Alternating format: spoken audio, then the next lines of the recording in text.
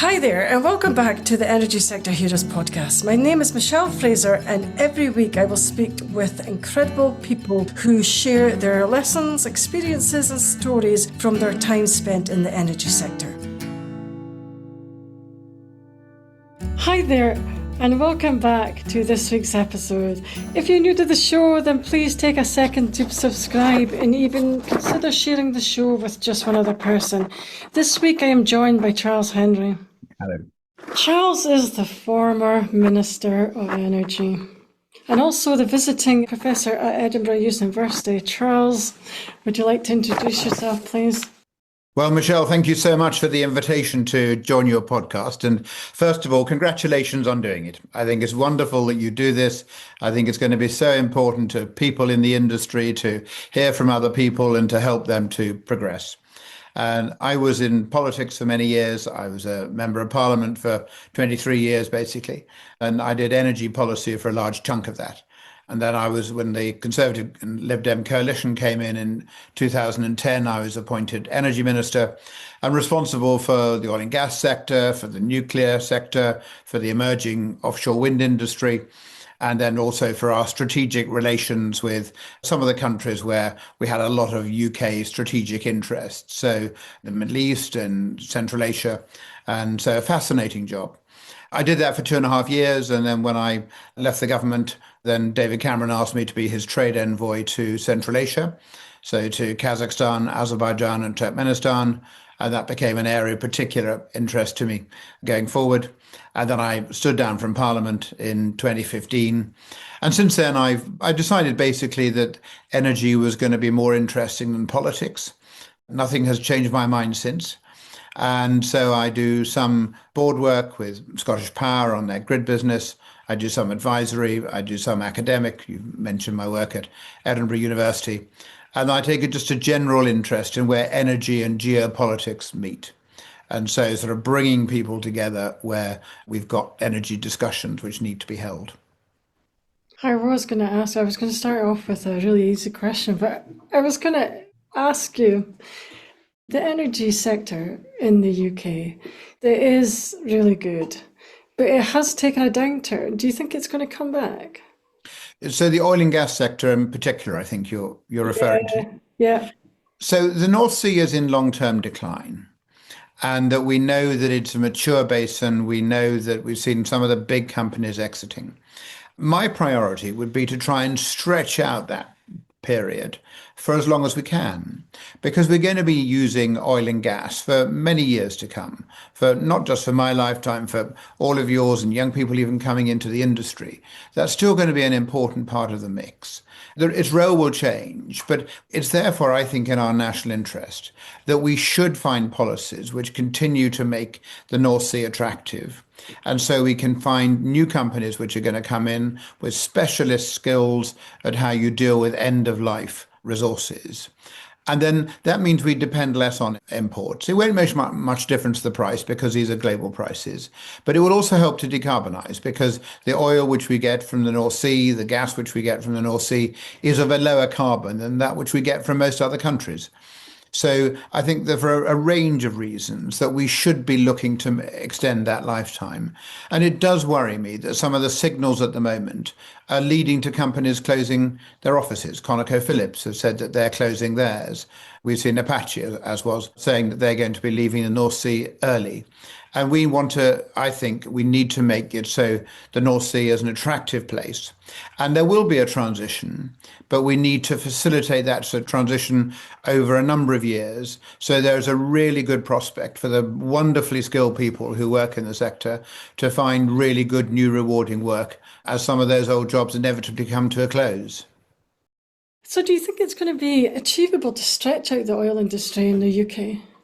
I think it is achievable, but we've got to have slightly different policies.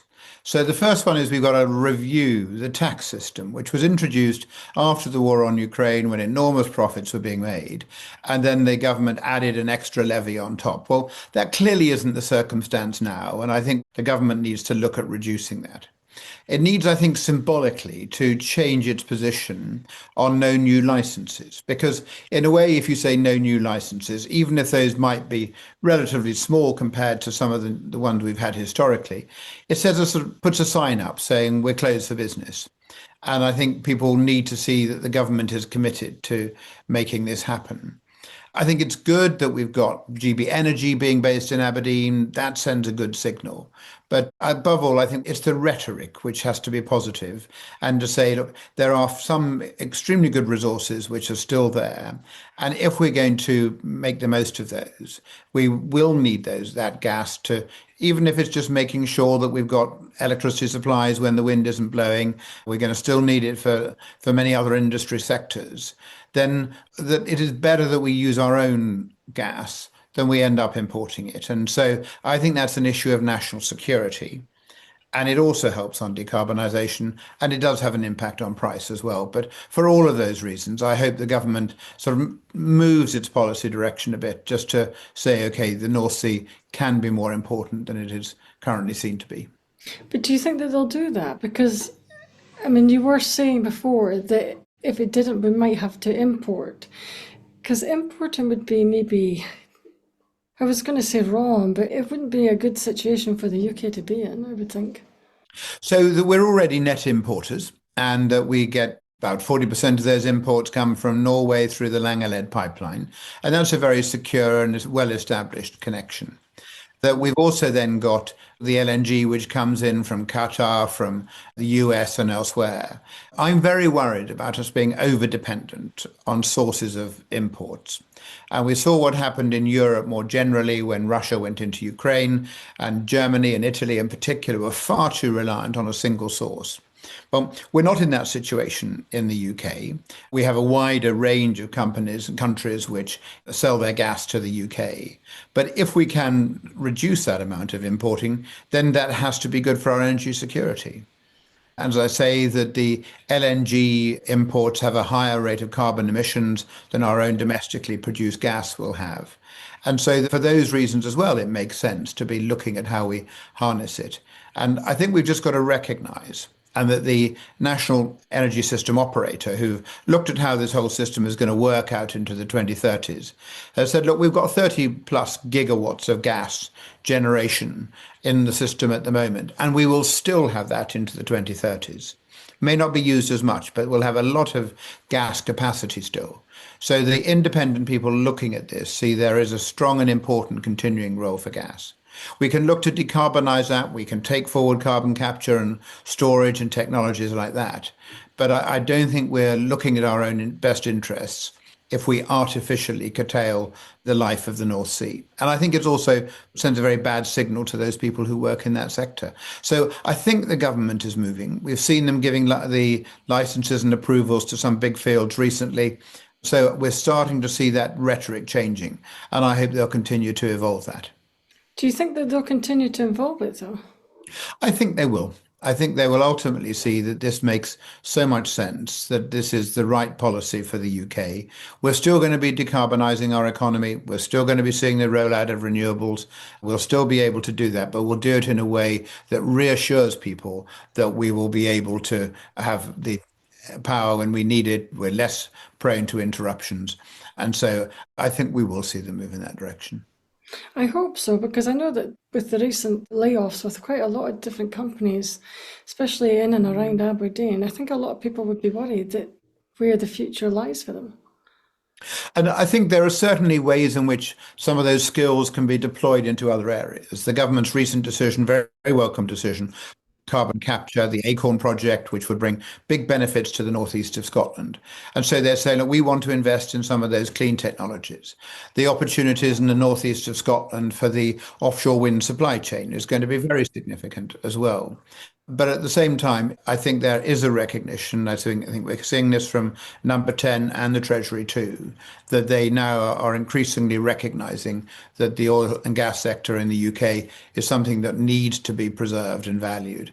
So I think I am more optimistic than I was a year ago. Okay, so you think that the new government will bring the right type of changes to industry?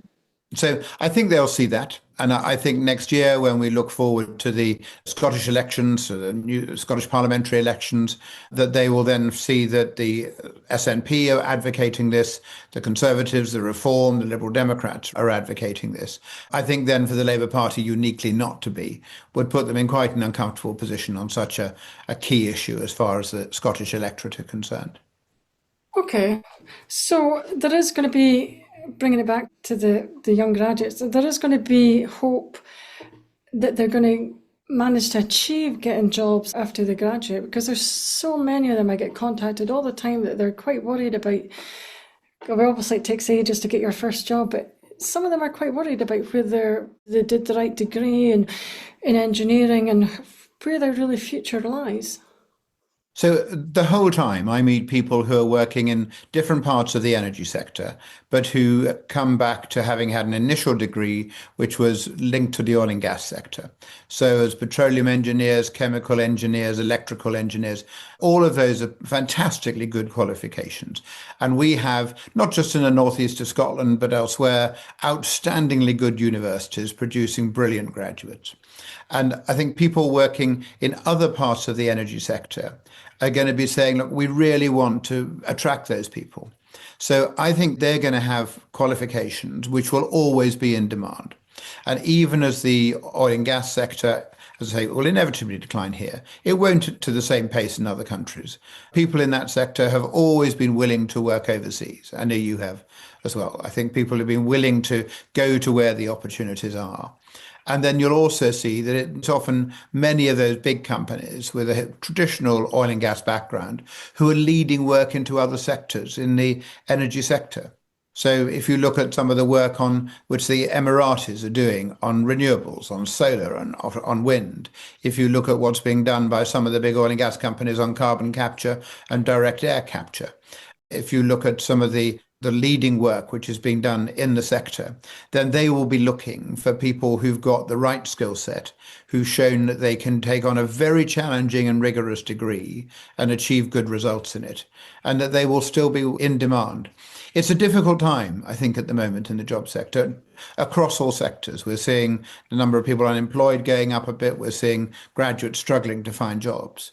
But I think that the people who are in the energy sector and have really good, credible, hardworking degrees will find that they're in demand. They deserve to be. I mean, everybody deserves to be in demand, and it is hard. It is hard just now, especially if you're out of work. Do you think that'll change long term? So I think people will need to be flexible. And so I think looking at some of those opportunities overseas, and at the moment, just to take one example elsewhere, Syria has been locked in for the last 14 years. There's been no investment in the oil and gas sector, but it has some of the most outstandingly good oil and gas reserves in the world. So there will be companies which currently aren't operating there who will be saying, we want to go there. And as long as it's safe and it's environmentally good, then there will be good opportunities opening up. If we can resolve and see peace in Ukraine, then more of their reserves will start to be opened up again. So you're always seeing some churn, and we'll always see that some areas which have been struggling and closed down will start to open up again. And so you look at some of the work and the investments which are still being planned in the Emirates and Saudi Arabia and Central Asia, that big investments in this sector and big investments in the low carbon and renewable sectors as well. And you'll see that then I think that there will be good opportunities, but people will have to be flexible.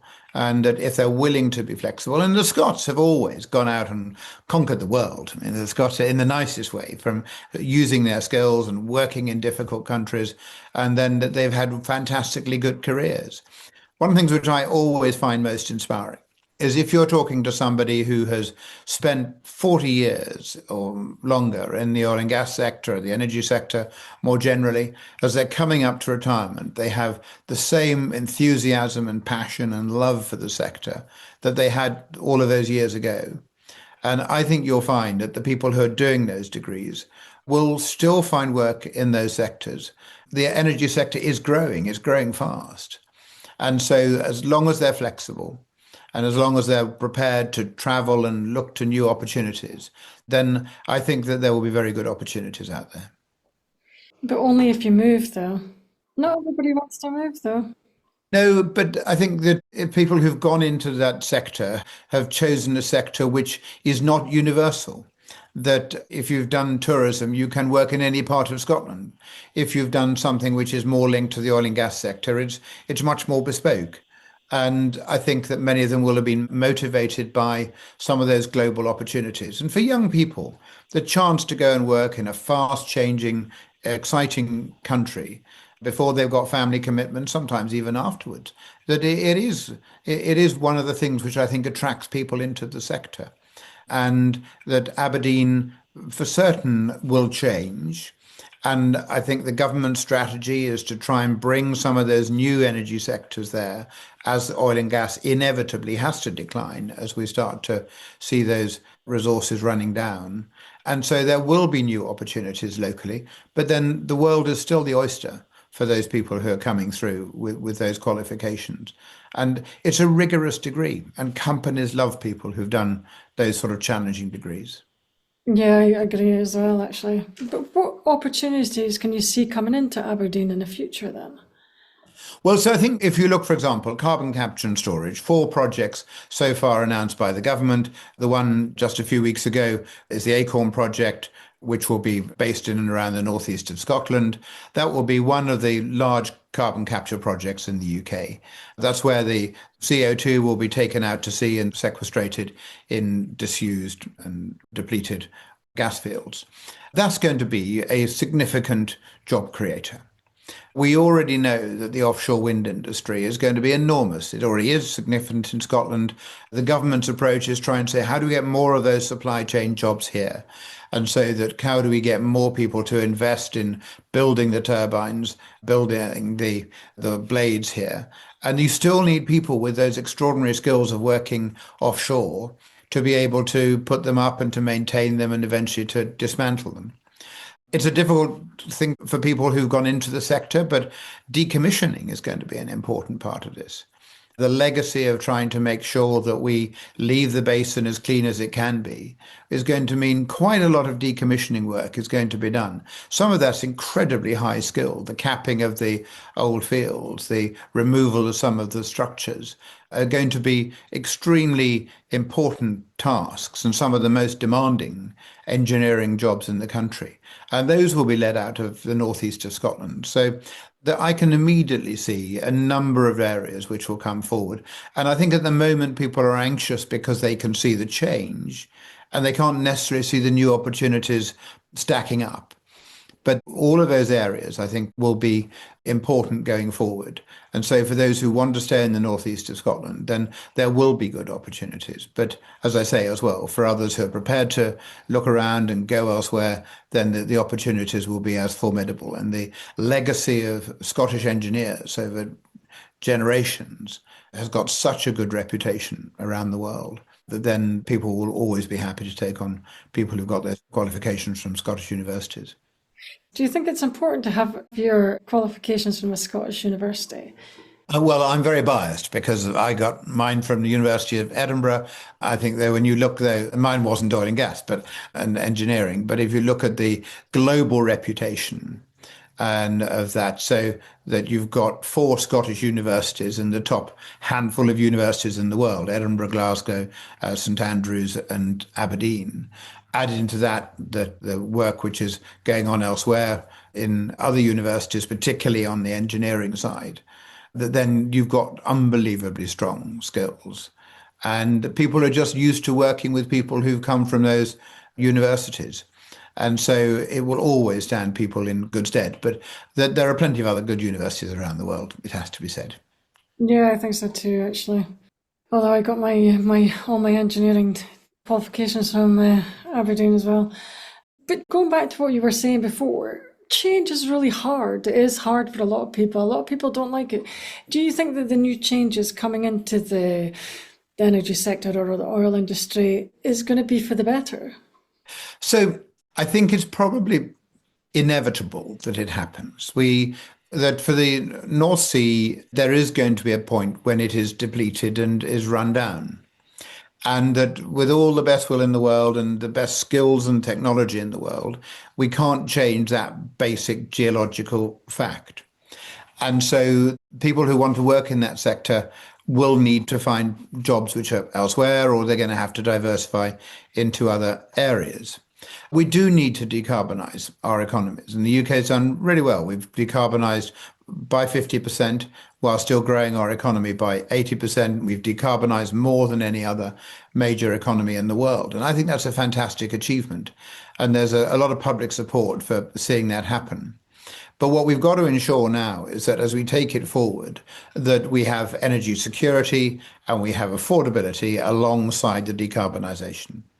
And it worries me that the UK has become a very expensive place to manufacture because the cost of our energy is very high compared to other countries. So we've really got to focus on how we deliver affordability in those areas. And I think the government is addressing this. I think it's really good that in the Department of Energy you have a Scottish Member of Parliament, Michael Shanks, as an Energy Minister, who I think is going to be seen as a really outstandingly good Energy Minister. And so that there's an understanding of the particular issues as they affect Scotland. But we're right to recognise that it has to change. And we've seen that not just the North Sea coming to the end of its natural life, but we're seeing a lot of our nuclear plant coming to the end of their life. We saw the coal plant. We had some of the oldest coal plant in Europe, which had to be closed. And so there is an enormous revolution going on, which I think is incredibly exciting. And I think most people in the energy sector see that as being something which is really exciting, because it's not just the traditional sectors, but is looking at how do we harness the tides? Can we harness the waves? How do we make sure that we can put batteries and solar together so we've got a more predictable power output from the solar plants? We're at the most extraordinary time of invention I think there's ever been. And universities lead a lot of that work. And the people who have got those qualifications are at the forefront of being able to take advantage of the opportunities. It's reckoned that in the UK, we've got to have £100 billion of investment in the energy sector over the next decade. We've got a lot of grid work to be doing. We've got a huge amount of investment in new infrastructure. And that's going to be really exciting. And so I think for people in the sector, that they will see that this is a growth sector. There are pressures, there are tensions, there are changes which are going to be inevitably happening. But at the end of the day, there's going to be more demand for those skills people than there has been in the past. I mean, that is really good to hear. But I'm pretty sure that a lot of people, myself included, probably think that it's taken too long. I can understand that. And I think that particularly if you're in Aberdeen, that you can see the pressures and you can see the anxiety for people. And it's not just those people who are working in the oil and gas sector, but it's every other business in the city and the region which depends on them. And it's the hotels and the bed and breakfast and the cafes, it's the taxi drivers, it's so many other things which are feeling that the change is happening. So I think there is scope for accelerating that. I think the work of the North Sea Transition Authority, led out of Aberdeen, is really crucial in this regard. And that they've got a very clear strategy for how you decarbonise the sector, how you move that forward and help to make things happen and it can try and get investment in there. But they do need a clearer signal from government that that sort of investment is really valued and appreciated, and that there will be a real opportunity for that to happen. I completely understand and realize why there is so much anxiety, and that for younger people coming through who haven't even started their careers, then they must wonder what it holds for them. But overall, we will be seeing more investment into the energy sector in this country than we've seen before, and that creates opportunities. People in that sector love developing things, love building things, love achieving things, and there'll be an awful lot of that which is still required to be done. But some greater urgency on delivering it, I think, would bring reassurance to the people who are currently anxious. I think so too. You did mention something about, I think, maybe net zero. I know that the UK in general has been pushing that forward. How are we getting on actually with achieving our net zero? Do you think it's achievable? I think it's 2050, isn't it? Yes, for 2050, I think that I've always been very wary about government saying, oh, let's set a target without working out how we're going to get there. And I think there are people who are saying, can we get there? There are some others who are saying it's not even worth trying, it's not achievable. I think it is achievable, but we need to know at what cost it's going to be achievable and how it's going to be delivered. I think the government has an earlier target, which is for clean power by 2030. And I think we'll make a lot of progress towards that. Chris Stark, who is leading that work for the government, is a brilliant man. And I have great confidence in the work which will be done there. And I think by the time we get to the sort of next general election, we'll be well on our way to doing that. But what we've then got to do alongside that is to say, okay, clean power is one thing, but we've got to make sure that we've got the backup. And that means having a clear strategy for the continuing role for gas in the sector, because gas is going to be really important. Because we do get some periods, sometimes it can be a few days. At the worst, it's been some weeks in the winter where there's been no wind blowing. It's been bitterly cold. So the wind turbines aren't there, the solar can't generate enough, and we will continue to be dependent on gas. And so that we've got to make sure that we have a resilient strategy for making that to happen. And I think that if people are reassured that energy security is the building block of government policy in this area, then they will think, okay, that it means that we can deliver a cleaner world, which I think most people want to aspire to, and they want to do so, but in a way that guarantees that on those really cold winter days, industry can continue to operate. We can still stay warm in our homes. And the government, I think, is developing a strategy for that. But where I think that I would like to see more emphasis is on that critical role which gas plays to ensure that we can keep the lights on and we can keep industry operating. I think so too. Do you have any advice for any of the new graduates coming into the energy sector? So I think that the qualifications which they'll have start them off in a good place. I think when they're looking at how they apply, then what needs to come through in a CV is the passion. So they're going to be competing against a lot of people who've done similar degrees from similarly good universities, be it Aberdeen or Robert Gordon or elsewhere. And so what I would want to see as an employer is why they are so passionate about this sector. It doesn't just have to be oil and gas, but it's about how they see their careers developing, the flexibility which I think they need to be willing to show, and the desire to take on the challenges and the opportunities which that presents.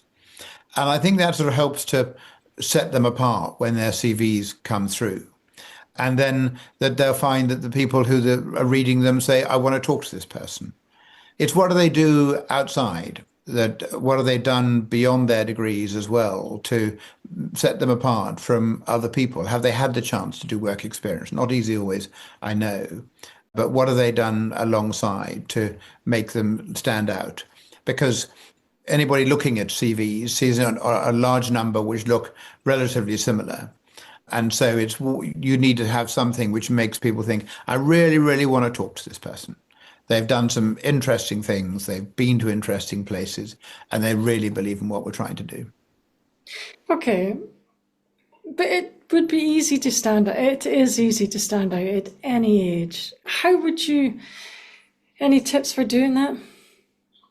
I think that it's what have you done which other people may not have done? And now, if not everybody's had the opportunity to do that, but it doesn't mean they've been to somewhere exotic. I'm more interested that they went to South America and did things and they went and lay on a beach in Thailand. I'm not overly fussed about that. I want to know how they've engaged with the community where they've been at university. What have they done with the community in which they work? What voluntary work have they been doing? Which could easily be associated with people in the oil and gas sector, because there's plenty of learned institutions. There's the Energy Institute. There's others, which are the Institute of Petroleum Engineers, the people where they've got the chance as young people to get engaged. I've been very involved in the Energy Institute, and we have a brilliant young professionals group, led from Aberdeen, as it happens, And for people who are interested in this sector, it gives them a great platform to meet other people, talk through their thoughts, talk through where they see their fears and their opportunities. But it just, above all, gives them a chance of thinking, this is a wonderful coalition of people and who've got fabulous skills and a real drive to do things and to change the way that we power our world. And so I think people would find that very motivating as well as very fulfilling.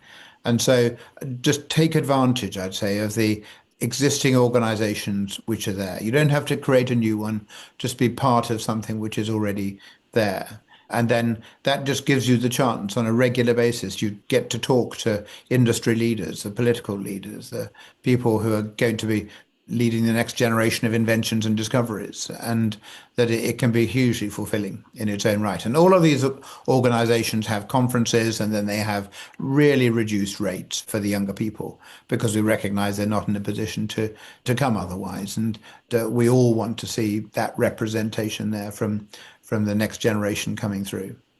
Okay, because well, maybe I wouldn't think about it, but is it important to go to a lot of conferences then to maybe get your name out there? I don't think you need to go to a lot of conferences, but I think it's good to go to some.